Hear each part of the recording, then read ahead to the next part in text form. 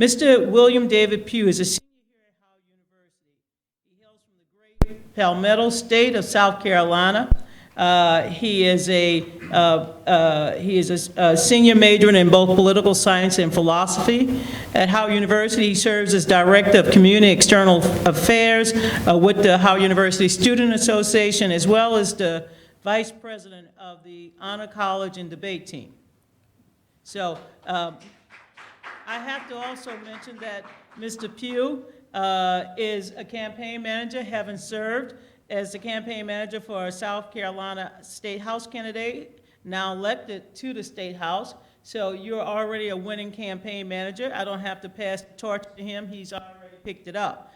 He has always valued working within his community to enact change and find the new and innovative ways to conquer challenging goals. So we look forward to talking with you this afternoon. We are also delighted to have Ms. Cowley Scales, the Director of Strategic Partnership for Black Lives Matter Global Network Foundation and Black Lives Matter Global Network. She is a renowned organizer. She has been working tirelessly for years on behalf of Black people and, of course, Black liberation. She is deeply involved in politics, having worked throughout the United States for more than 2 decades, and she's worked abroad in Africa and Asia, the Caribbean, Europe, and North and South America. Her dynamic career has also expanded, being actively involved and engaged in progressive organizations at the intersection of global development and social justice. And she began her career as a fundraiser. Thank you. We need a fundraiser all the time, as well as an organizer in New York City. She served as a founding director of Mentor USA and global coordinator of Mentors International. She is classically trained as a vocalist who performs with her funk band throughout New York City. We welcome you to Washington, D.C. So, ladies and gentlemen, Ms. Cowley Scales. Now, before we start, I just want to reiterate what Dr. Frederick talked about. In the 2020 elections, baby boomers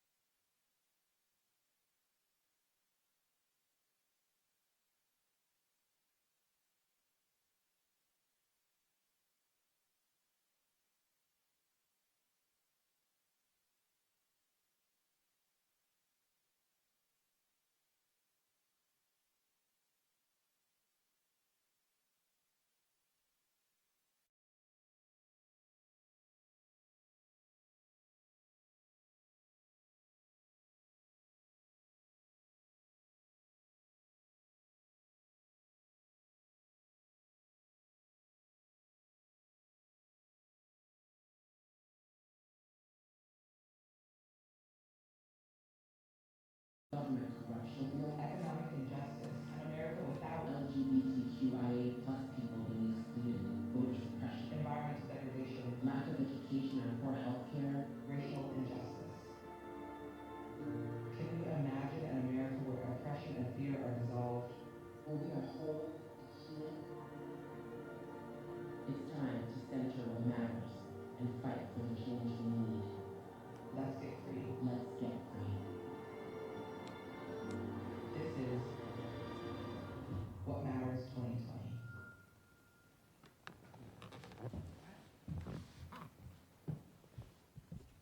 Cowley, What Matters 2020 is having a energized and inspired generation who are willing to get out and vote. How do we achieve that over the next 400 days? I think the main way to achieve that is through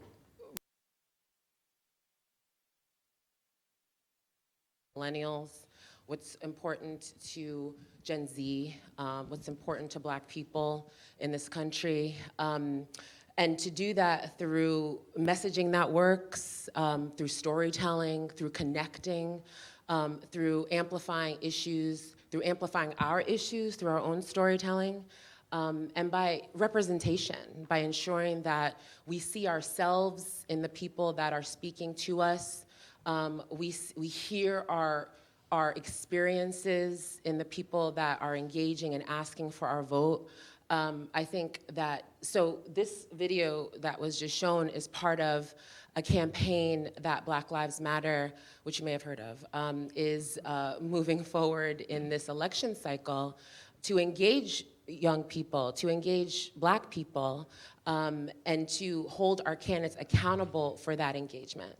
And to connect our needs and our hopes and our goals, to challenge us to envision a world where all of those things that were discussed is real, and to empower us as individuals to ensure that that happens. William, how can we inspire millennials or Generation Y to become more actively involved in the political discussion that we're having around the 2020 presidential election and all other elections? I'm not just talking about the presidential, but of course, statewide, congressional. How can we inspire millennials and Generation Y and Z to get more actively engaged and involved? Like yourself, by the way. I think, well, in terms of my personal experience and what got me involved with activism more broadly, or politics more specifically, was my interactions in high school. I went to a predominantly white high school in Charleston, South Carolina, had a lot of racial problems.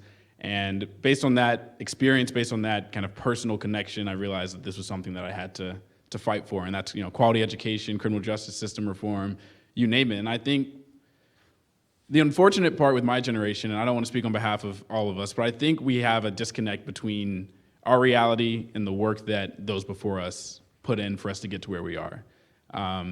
For a class, I had to read something by Karl Marx, and he has this idea of alienated labor. And I think that can be applied to the struggle, so to speak, now today. I think a lot of times we, as young people, are benefiting from something that we didn't directly work to create, and I think because of that, we feel detached from it.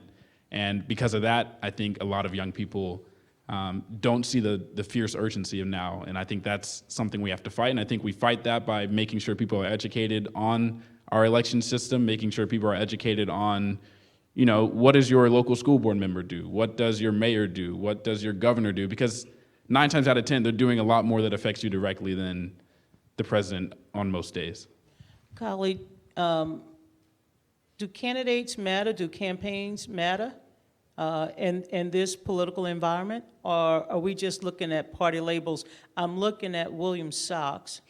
And of course, he might want to be a little model here. He has on, one pair is a pair of elephants and the other pair is a pair of donkeys. So he is bipartisan. He's walking in step with the two-party system. But the two major party system. But colleague, do campaigns really matter and do candidates matter? I think we matter. I think certainly campaigns matter, but they matter in relationship to us. I think that we are the voter. We are the people that are impacted by people in power. They're in a position of service. They're here to serve the needs of their constituents, all of us. And so I think that it's very, very important. I think our values matter. I think our experiences matter. And I think that it's important for us to be able to see that reflected in candidates and in campaigns. So I want to ask you that same, do they matter? Do campaigns matter? Do candidates matter? I think so. I think as someone who's, to be honest, enjoyed working on campaigns, I think campaigns are important when trying to enact important change. But I also agree that the people on the campaigns, the people making the decisions, are ultimately extremely important as well. I think campaigns can be vehicles to create a lot of change, but we can't put all of our hopes and dreams in candidates. In reality, we have to realize that we are, able to enact a lot of the change that we want, and if we don't like a candidate, then that candidate doesn't have to be elected. So I think young people, again, have to get engaged in campaigns, because I think we have a lot of influence. I had the honor of being a campaign manager at 20 and was actually able to influence a lot of decisions that were made as a young person who was, still a junior at Howard University. So I think young people have to realize our power and our influence, especially at the grassroots level. Dr. King's generation tore down the walls of segregation. Baby boomers, in which I'm one of them, happily. Baby boomers, we have tried to build bridges and to open doors. What will define this generation of activists? Either one, Collie. I think this generation is a generation that is empowered to build people power. I think that this generation shows the world that activism works. We, Black Lives Matter, were able to go from disrupting campaigns to having a seat at the table and engaging in a full election. And so I think that the messages are that we are empowered, and at this particular time with millennials and Gen Z, we also have technology that enables that global connection. So I think that it is incumbent upon this generation to accelerate all of the lessons and all the successes that we have seen in generations past, because we have more capability to do so, and we have more opportunity to connect and to build people power on a global scale. Yeah, I mean, I echo a lot of those sentiments. I think, again, not to paint a picture where my generation, is to blame for a lot of things, but I think, unfortunately, the benefit and curse of social media, and as easy as information is nowadays in terms of its accessibility, is that a lot of people take it for granted. And I think we don't take time to sit down with our elders. We don't take time to even ask our grandparents about what they went through and how they went through it. And because of that, we depend on a lot of interactions on Twitter, looking at hashtags. And because of that, we can feel informed, but deep down inside have a lack of true understanding and motivation that pushes us to be the organizers, to be in the street. And I think a lot of people have to get beyond retweeting a hashtag and actually, having more direct action, whether it be running for office or protesting outside of your political or outside of your representative's office, in terms of enacting real change. Kyle, you also mentioned that Black Lives Matter has gone beyond interrupting candidates on stages. What is the next stage of Black Lives Matter? And what role can young students, especially here at Howard University and other HBCUs, play to ensure that this is more than a hashtag, but it is actually a movement that have gone beyond interrupting candidates on stage? I mean, we certainly still disrupt as necessary. I think it's important to note that protests, which is what a lot of people associate with Black Lives Matter, they associate these large-scale protests and folks, being very vocal about change that they want, which is all good. But I will say that one thing to note is that protests are our last resort. It's important to have a seat at the table. It's important to try other methods of change before you get to protest. When all else fails, then there's that avenue. But I think that going forward, we have learned that this activity, the things that we've known for, the things that we've done has worked. It has given us this opportunity, this platform, this organization, this hashtag has, and thanks to people who use it, has become this global phenomenon that is now taken very seriously in many different circles, in many different areas. We have seats at the table all around the country. There are 38 chapters that are doing work that is rarely seen. One thing I notice is that when the media shows you, I hear a lot, where's Black Lives Matter, where's your next protest, and a lot of what media does represent is the fetishizement of Black death, or Black anger. And so a lot of what we see is the protest, is the reaction to trauma that we experience in our communities. But what is lesser seen is the work that our organizers do on the ground every day to impact policy, to affect change, to nurture and heal, and be restorative in communities of trauma. Opportunities for electoral justice, building other organizations, supporting other organizations. And so where we are now is at a place where we are being in space together, we are building together, and we are galvanizing change throughout the world and showing people that activism works and inspiring that power within. Well, this is a good question for you. Against a backdrop of Black and Latino unemployment at the lowest rate it has ever been, and Black and Latino wages increases at the highest it's ever been, a recent Zogby poll shows Donald Trump approval rate among Latinos is 49%, though only 28% voted for him in 2016. 28% among Black voters, though only 8% voted for him in 2016, and 48% among millennials, though only 36% voted for him. Donald Trump is reaching out to Black and Latino voters. Will he be successful? No. I think about this quite a bit. I think one of the biggest forces that we have to fight a lot of this misinformation is the power of media, the power of our phones, and getting correct information. I think some of those numbers could be influenced by young people, again, getting all of our information from certain sources or watching certain news networks where we can be misinformed. And I think as young people become more educated or broaden their horizons. Part of the reason I wear the donkey and the elephant sock is because I do try and engage with people who have completely different viewpoints. I interned in a Republican senator's office, worked on a Democrat campaign in South Carolina. I think young people really have to value having both voices in any given discussion. I think iron sharpens iron, and certainly as we move forward, I think we have to keep that in mind. Kali, you attended or participated, I know you went down to TSU in Houston at the last presidential debate. Texas Southern hosted the third Democratic Party debate. Did any candidate speak to the issues that you care most about? Yeah, several did.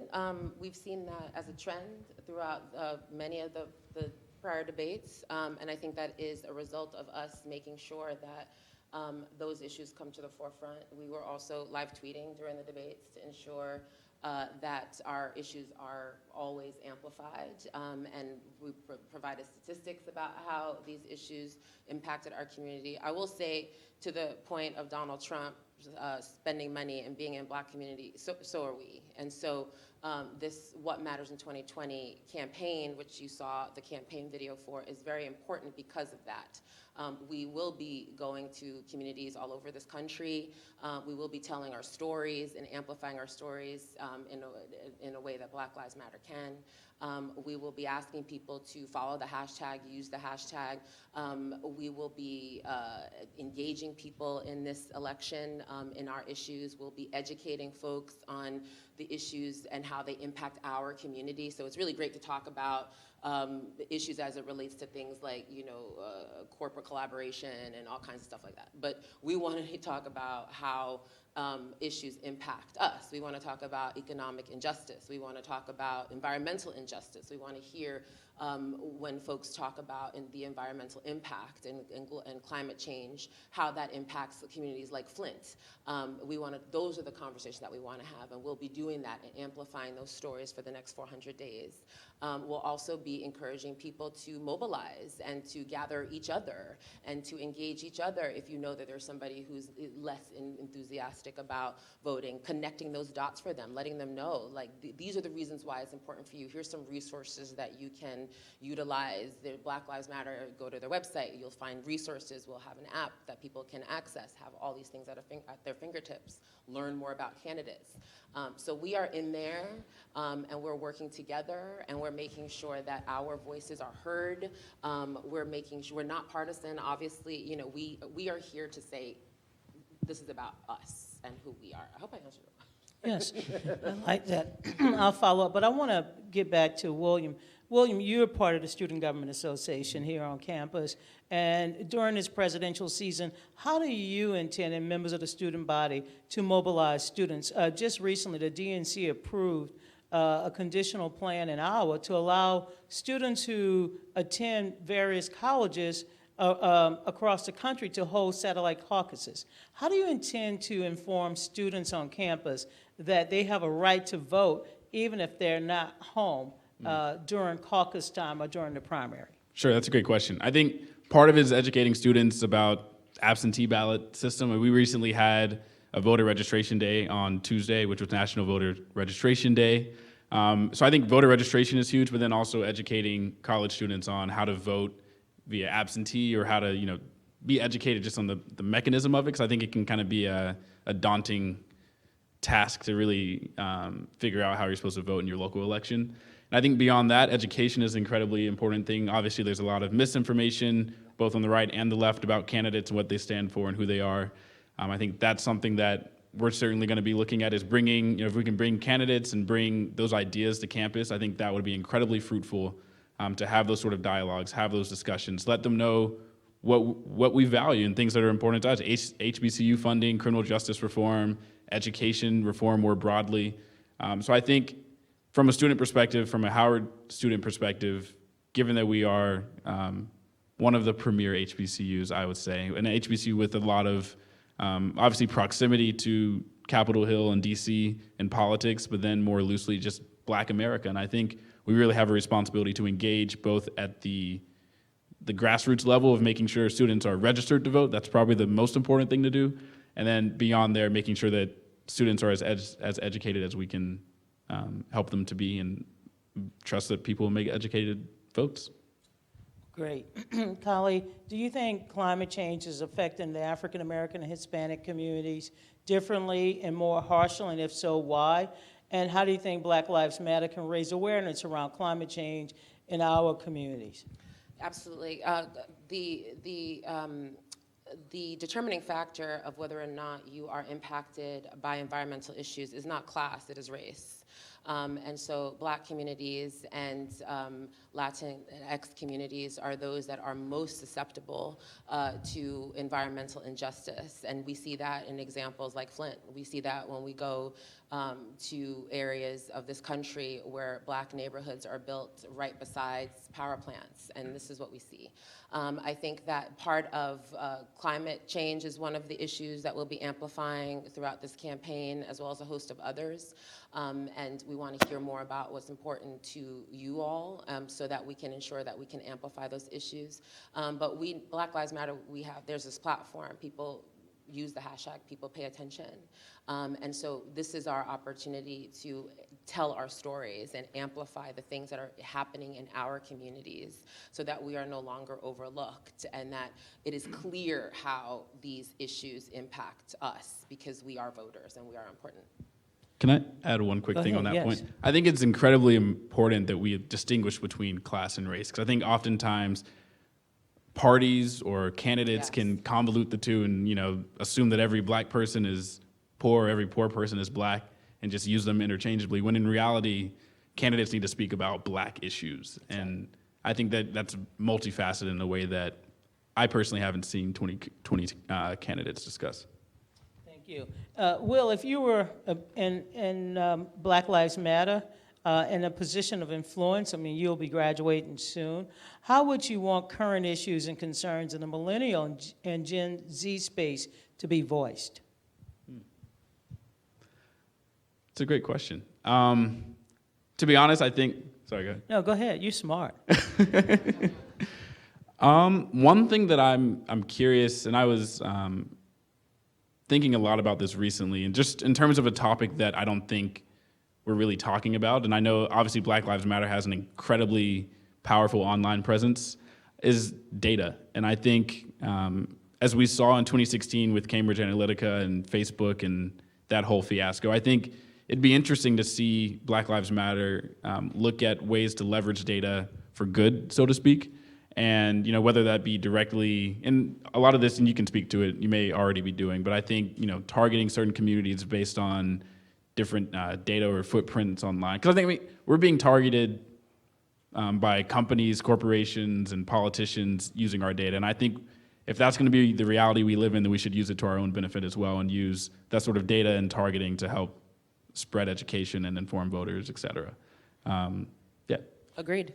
Holly, I mean, you're already in a position of influence, and how do you make sure that this generation, millennials and Generation Z, are connected to what Black Lives Matter is doing, not just in the space of voter registration and preparing for elections, but in the overall campaign that you are launching to make sure that they know that their vote matter and their power is extremely important in the outcome of the election?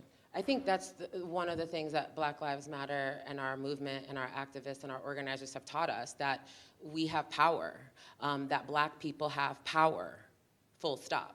And that we must harness that power. And since the inception of this organization, since the inception of this hashtag back in 2013, when the hashtag was first used by co-founder Patrisse Cullors in reaction to the acquittal of George Zimmerman, it's important to note that even before that, Patrisse and others were organizing to make sure that George Zimmerman was brought to justice, and he was, and it was devastating when he was acquitted. And as a result, the hashtag was born and utilized and used over and over and over again. And organizers and movement leaders came together and put their bodies on the line to ensure that they improve the material conditions of their communities. And what has resulted in that was the fact and the truth that activism works. And so the way we connect going forward is to inspire each and every one of us to build that power within, to be empowered, to remember that Black people have power, to remember that Black people have a voice in this world, that this world belongs to us. It belongs to us. And that we have the opportunity to state what we need and get that. I want to open it up to the audience, so if you have a question, there's a microphone in the back, and we'll take some questions from the audience. No sermons, no speeches today. We'll wait for Sunday for that. But I have a more general question, again, given this inflection point. And that general question is, do you still have faith in the democratic system? I'm not speaking of the political parties. I'm talking Sure. about the system by which we are governed as a people in this United States of America. I would challenge the premise of the question in that I don't know that I necessarily ever did. I think the system, people often complain that the system is broken, but I often try and push back and say the system was probably meant to work this way pretty intentionally, particularly in the criminal justice aspect. So I don't know that our democracy is failing. I think it's probably in large part doing what the quote-unquote founders meant for it to do. And with that as kind of an operating assumption, then no, I'm not necessarily disappointed in our democracy because I didn't expect anything more or anything less. With that being said, I think there's a lot to be done. I think there are a lot of things that we don't think about in terms of the assumptions that we use when we're trying to dream as big as we can. For instance, I was looking at some things before coming up here today, and that in New Zealand, or excuse me, where was it? So in 2014, 87% of Belgians voted in their election. 87%, which is incredible. It's just hard to fathom a number like that. It's compulsory in Australia to vote. Pundits in New Zealand cannot discuss political parties or candidates 48 hours up to an election. They can only start talking about politics in an election cycle after 7 p.m. when polls close. I mean, there are so many different ways to think about how we could change our political system, and I think oftentimes in our formal education process, we're taught this is how things are, this is the way they are, and if you want to change it, think within it. But I think what we have to do, and particularly what young people have to do, and people who are creative and able to kind of dream big and shoot for the stars, have to learn the system, but then kind of reject that to the side and dream about how we can build a better one. Holly, how do we rebuild trust in the system? I think that we have to lower the bar of entry point. I think that we have to educate our communities. We have to find the answers and disseminate those findings. We have to scale and replicate what we learn and what we know. We have to demand that people speak to us, and we have to empower ourselves with the resources that we need and the information and the education that we need to get into those places to have to demand a seat at the table, to ask to not fight over the crumbs, to ask for the cookie. That's what we deserve. And so we have to build trust by dismantling, as you were saying, some of the systems that were put in place to keep us outside. I guess I got to ask a general question. I don't see anybody standing behind the mic, so I get another question. And that is, do you still believe in the power of protest, and do you find it impactful? Activism works. Yeah. And as Absolutely. and as I was saying earlier, it's a final resort. We want to ensure that we try to have communication and conversation, and then, of course, what happens after protests. Do we have a seat at the table? Do we have a plan? Are we asking for the cookie as opposed to the crumbs? You know, how are we building the pie? How are we getting what we need? How are we building on success? But activism works. How many campuses I'm sorry, I didn't see you, ma'am. Thank you. Please ask your question.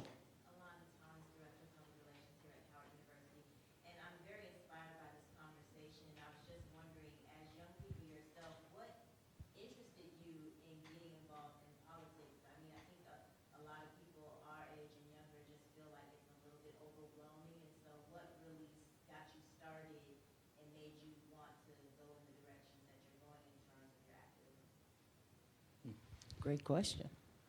I think for me, initially, it came from a place of feeling hopeless and feeling helpless and feeling like there were rules that were written that I didn't have any influence over, and therefore I couldn't do anything. And I think that realization came in high school in Charleston for me, and from there I advocated the school board and was surrounded by incredible people in an incredible village, everywhere from, you know, my barber to my pastor to everyone in between, including family, that really illuminated and opened my eyes to the power of my voice and myself and everything that can kind of come from getting engaged. So I think for me, it was really, you know, having that personal negative experience, but then also having a community that facilitated and fostered a desire to really give back and empower the Black community. And that's something that I'm still working to do. I think for me, I've always been sort of civically minded and engaged. We were talking about me starting off as a fundraiser, and I started off as a fundraiser for a political campaign in New York, where I'm from, in Brooklyn, which is a hotbed. In New York, we're very political, we're very grassroots. And I think for me, I was inspired by the idea that change can come and that I could help bring change. I can help galvanize change. And I believe in the power, people power, obviously. I believe in the fact that I believe in individual power. I believe in collective power. And I think that that's what the democratic system, the promise of the democratic system affords us. The dream of that affords us, the passion to know that we can galvanize ourselves forward, which we've seen historically. Thank you. Yes. Hi, my name is Kylie Burke. I'm a sophomore political science major here.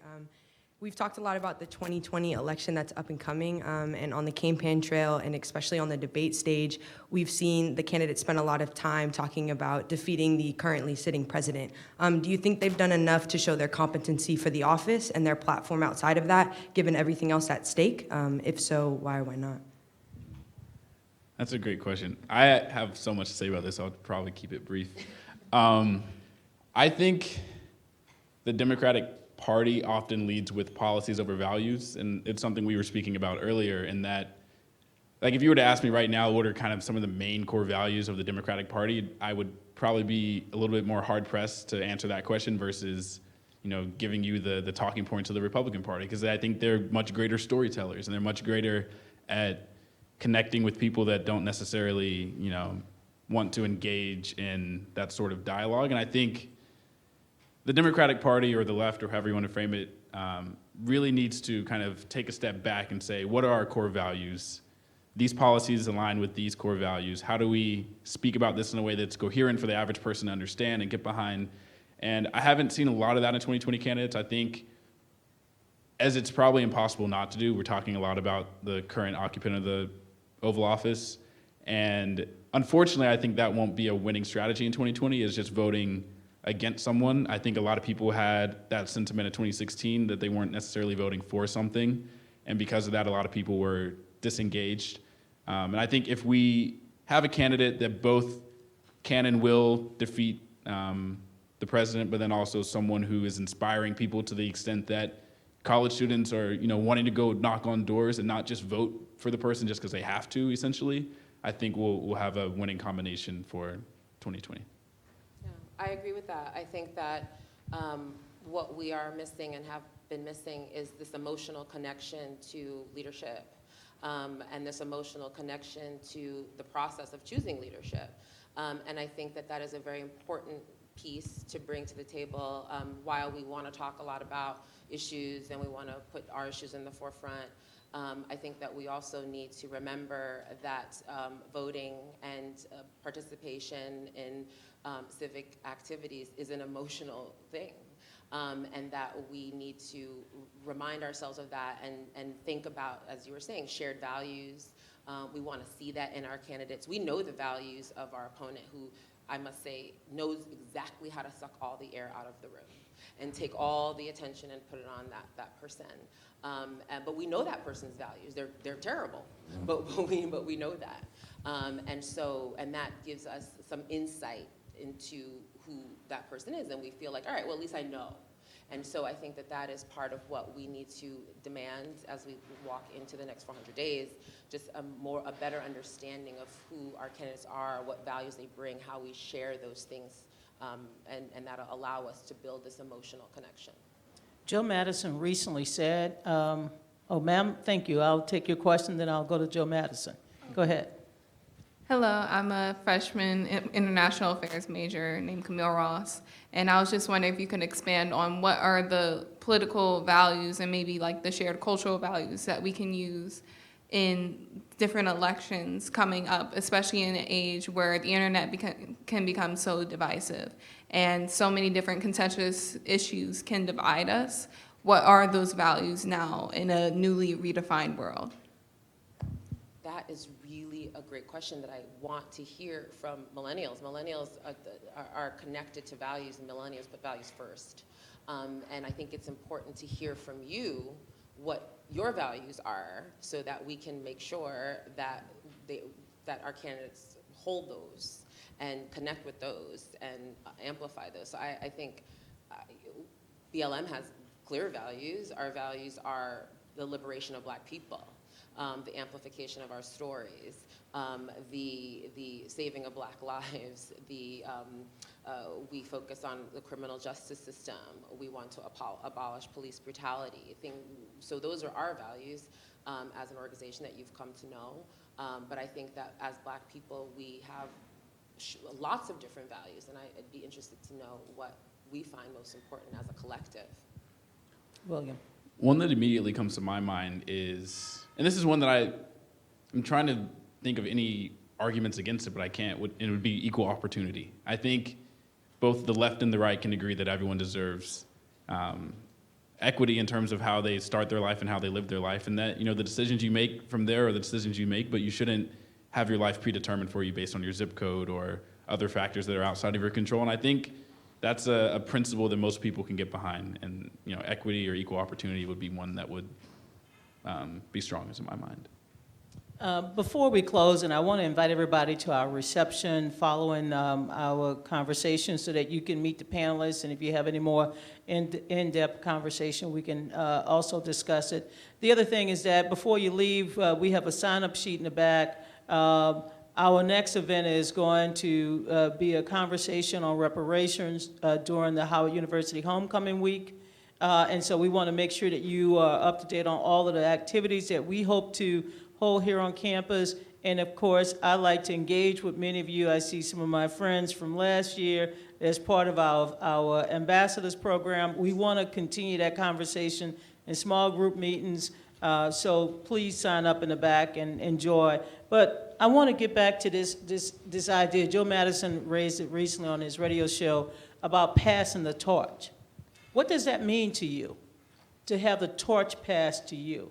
I know my generation, it meant that I had to continue to fight for freedom and justice and equality, and to make sure that that wall that had come down in my lifetime would never go back up. And that door that was open in my lifetime would never be shut to future generations, and that those chairs that we brought in, many of us who had to bring them in through our own, stress and toil, that those chairs would multiply. But what does the torch mean to millennials in generation XYZ? That's a powerful question. I love the metaphor of passing the torch, because I did track for like a year in middle school, and I think of it as like a baton. And there are a few key points there. One is you have to make sure you grab it, and you can't just assume that it'll be handed to you or that you'll grab it without looking or intending to, intentionally reach back and grab that torch. So I think the first part is we have to realize that we have to put ourselves in the position to adequately hold on to that promise and that dream that those before us have given to us. The second part is if you're in a race and you get handed that baton or that torch, you can't stop because the race isn't over. And I think we have to realize that once we have that torch, we have to keep running and ideally run faster than those before us ran. Because in reality, we're not in this race, so to speak, in a vacuum, and there are people to our left and right. And those before us have put in an incredible amount of work and blood, sweat, and tears to get us where we are, and we have to grab that torch, keep running, and put our children and children's children in a better place than we were when we got the torch. I couldn't possibly have a better answer than that. That was perfect and brilliant. I think that the key is that we're not liberated yet, and we have to continue to fight for freedom. It's our responsibility to continue to fight for freedom. So I love that analogy. I might use that. I'll give you credit. But I think we should end there because that was perfect. So running the relay. Yeah. We have to run the next mile, or perhaps the next 100 yards, or 440 yards, but we have to keep running. And I like the metaphor of running, but what are we running toward? Liberation, freedom. And how do you define that in the 21st century? How would you define it? I think liberation and freedom, so I think that as individuals, we strive towards individual freedom. We strive towards being able to do all the things that we just saw in that video, where we're not oppressed, where we're not confined, where we are not, where we don't feel as if we have to do a certain thing and be a certain way, where we're free to thrive and be fully whole and fully human. We are free to be victims. We are free to be heroes. We are free to gain wealth. We are free to be educated and be healthy and to love one another and ourselves. That's individual freedom. I think liberation is when we come together and do that as a people. I think liberation happens when we, as Black people, know our power, are able to thrive, are able to heal and be grounded in our true full expression of ourselves, where we are able to experience Black joy, where we are able to experience pain, where we can say stop when we are hurt, when we can love each other. So I believe that is what liberation is, that is what freedom is, and that is what we must continue to fight for, because it is not given to us. It is something that we will continue to struggle until we achieve. Would you like to add to that? I mean, I similarly echo a lot of those sentiments. I think when I think of the end of the race, so to speak, and I guess I'll try and keep coming up with metaphor analogies. Love it. So if you have a track, there are laps, and I would think that every time we pass the proverbial finish line and start again, we're in a different place than we were the first time. And I think when I think of a different place, I think of being in positions of power, whether that be economically or politically, socially. I think every time we kind of pass a lap, we have to be kind of a new generation of power and influence so that we can help those people in our community. I don't know if the race will really ever finish. I kind of view it more as a cyclical continuum where we just have to keep doing better than those before us. And at the end of the day, if and when we ever get to that point of kind of the idealized freedom of liberation, I think that'll be a day that a lot of us would be quite happy to see. I'll make these quick, and this final question for anybody, but I'll make it quick. If you had to call back the past and say, of course, I'm an old Christian woman, but if you had to call back and say, Lord, we need X to come back because we need a way forward, who would that be? Anyone? Yeah. Jesus? No. Who would that be? Would it be Harriet Tubman? Would it be Frederick Douglass? Would it be Martin Luther King? Would it be Septima Clark? Would it be Shirley Chisholm? Who would that be? Or do we already see that in our future? I think one great political figure who's influenced a lot of my worldview in part was just Malcolm X. I think Malcolm X was a prophetic thinker and speaker and did a lot to progress the black race and the way that we think about things, the way we think about our position in society, and the power that we hold as individuals. So if I could bring him back, I'd bring back Malcolm, among others. I appreciate everyone you named. I also challenge the idea that the embodiment of those people don't exist now in all of us, and that we really have to dig deep and galvanize and consider those folks are currently among us, that are currently within us, and that we should tap into our power to mobilize forward, learning the lessons from those that have come before us. Favorite artist? Favorite This is artist? dangerous. Yeah, artist. Singer, songwriter. Of all, Ava DuVernay is currently the person that I'm praising every day.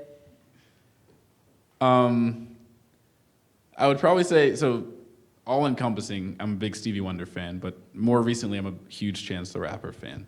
So I live in Chicago now, despite growing up in South Carolina, and he does a lot politically in the community. He's engaged, he speaks a lot about his life and his beliefs, so I like him, but then also like Stevie Wonder is one of the greatest, hands down. I'm gonna go ahead and say Prince. And I don't know, do y'all know Prince? I think I've read about him in a history book somewhere. Just making sure. Prince was actually quite influential in the start of this org. He saw us. And so, you know, he's a genius. And he inspires all of us to love. And so, yeah, I'm glad y'all know him. All right, sir, we'll take your comments, and then we'll get closing thoughts from our panelists and go to our reception. Thank you very much, my sister, and the wonderfulness of this illustrious panel. I would simply bring back Charlotte Hawkins Brown, Mary McLeod Bethune, Nannie Helen Burroughs, the Fabulous Four, which is Lucy Craft Laney. They are the educational builders as women. And because Dr. Frances Cress Welsing talks about the 9 areas of human activity, they spoke about 3 of those in terms of economics, education, and entertainment. But that's who I would bring back, their sons and daughters. Thank you for your answer. So as we close, I want to focus on, looking at the video, and that video is very powerful. Because it's about imagining a world that we can create because we have the power to create it. We have the power not just in our vote, but we have the power in our participation in our democracy. We can restore hope, we can restore faith in our political process and our democratic institutions if we are actively involved. So I want to close by asking you both. This is now Wednesday, November 4th, 2020, the day after the election. And you've had a long night because we know how they count the votes. Going into this evening, we know if the election was tomorrow, there are 248 electoral votes for Democrats, 248 for Republicans, and about 3 states that will likely determine this election. So those 3 states, as we all know, are states that, while they're significant African-American voters and Latinos, they're not the majority. But in states where African-Americans and Latinos and others make up the majority, we do believe and we have hope that they will turn out. But what are your expectations for 2020, and how do you see the day after? And what is your message to those potential voters here in this audience and those who are watching? What's your message to them now to create that future or imagine that future? Well, first, Black Lives Matter, our chapters, our activists will be here after whatever happens. But what I do hope happens is that we have harnessed our power and that we will be well on our way to creating that world that we envision, that world that is free of white supremacy once and for all, or at least the embodiment of the white supremacy that we are experiencing right now. That is my hope.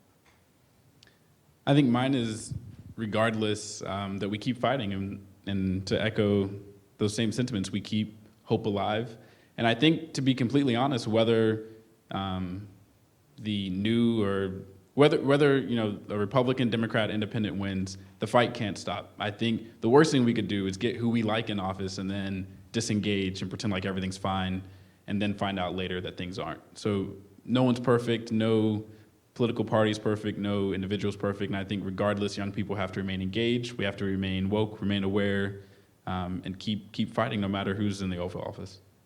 Well, first of all, let's give our two panelists a great round of applause. And on behalf of the Gwendolyn and Colbert King lecture series, I want to thank you all for participating. We have a busy semester ahead of us, and we're going to try to engage not only this campus, but this campus community, all of the important issues that we face in the 2020 election, not just at the federal election, but also the state and local elections. So please, I hope you continue to join us, be a part of the conversation, give us some input in terms of some of our future speakers. But tonight we wanted to start off with the power of the millennial vote and what matters 2020. So once again, to our illustrious panelists, to the future campaign manager, I'm going to pass my torch, all of my literature, all of my strategic thoughts. I'm proud of the work that he's doing. And can you imagine sitting here with an activist, a woman who dares to make a difference, who enjoys stirring the pots? I feel gratified. I'm going to pass my torch, which is my microphone, to you all, and much more. But I look forward to working with you both and expanding participation here on campus and making sure that Black Lives Matter touch the lives of everybody in this country so that we can be about the change that we all believe in. So thank you all, ladies and gentlemen. Let's enjoy some refreshments and get back to work. God bless you all.